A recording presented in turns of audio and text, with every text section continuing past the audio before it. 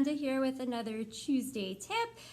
Today I'm going to talk about ways that I've been using a paper xylophone with my students, particularly my younger students. So I've been fortunate to be able to stay in my room, and I've already had a chance to do some xylophone work with my older students.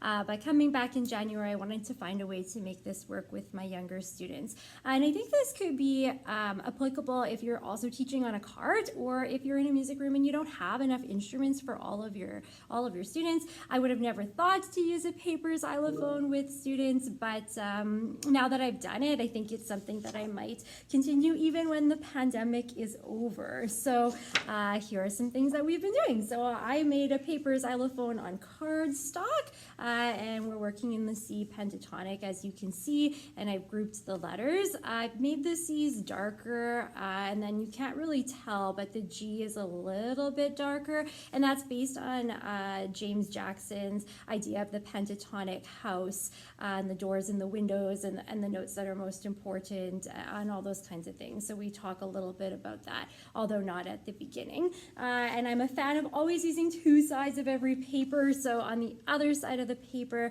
I put a blank pentatonic. So when we're ready to transfer everything over to a new tone set, we can fill in our pentatonic. So like if we were going to use an F pentatonic, we would put F, and then we would fill in the letter names on the bar so that we have our own paper instrument.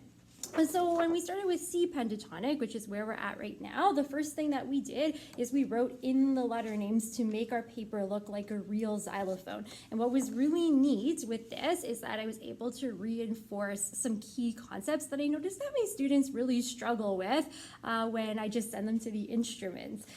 So we talked about how the letter at the bottom tells us the note, and so we wrote the letters in.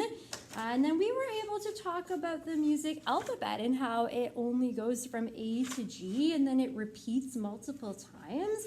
And then we were also able to talk about this idea of pentatonic or 5-note scale, because we were able to identify that some of the notes were missing, hence the spaces. So they ended up with something that looked a little bit like this.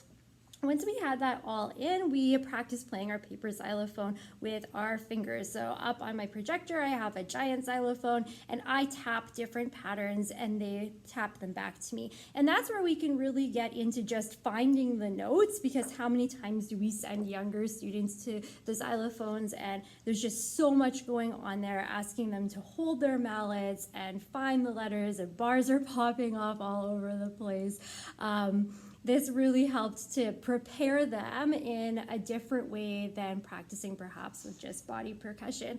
So for example, I might tap E, E, E, E, and they would tap E, E, E, E. And then we might get more complex with playing more than one note in a pattern.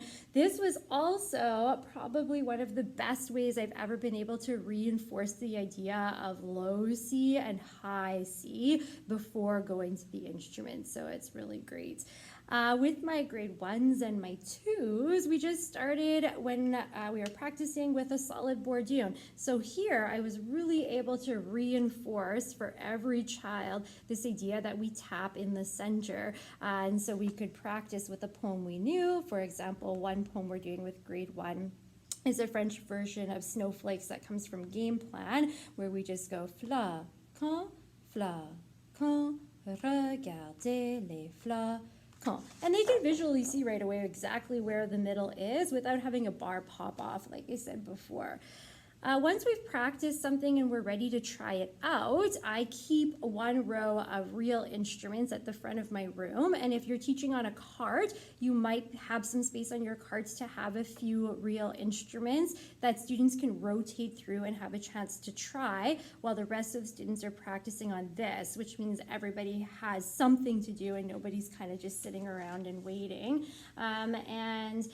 This is not my idea, but I've seen it from a few different educators. But one of the tricky things with my timetable is time to sanitize. I just don't have any. So that students could have some practice mallets to really feel like developing that mallet technique of holding the mallet and tapping and bouncing. We just made some makeshift mallets out of some 12-inch by 1/4-inch dowels and elastics, so they end up looking like this. We can talk about this idea of no pointer fingers, letting things just bounce, and the elastics are actually really bouncy when they play the real instrument, so they kind of get that bouncy feel right away, but you can hear how it sounds. So it's actually pretty not bad. It's actually a pretty nice sound. So when they're working on their paper, once they have a set of sticks, they can practice like this. You could choose, if you have music bags for your students and you have the budget that allows, you could have a pair of sticks for every student. And then when it's their turn to play, they can just come up with their sticks and they can practice, and then they can go. And then they can rotate through, which is really great for our younger kids. They have more chances to try. They get that little extra movement break. It's something that they're practicing and looking forward to, and being able to play the actual instrument is kind of like the little reward, and it's really exciting for them.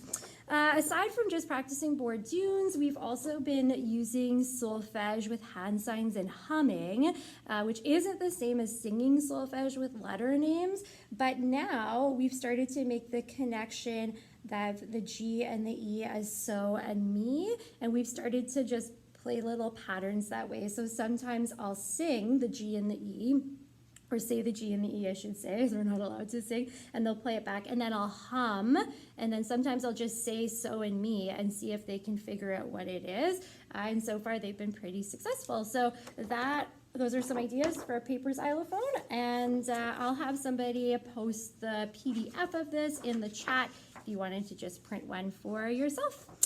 I hope that was helpful. Take care, stay safe, everyone. Till next time.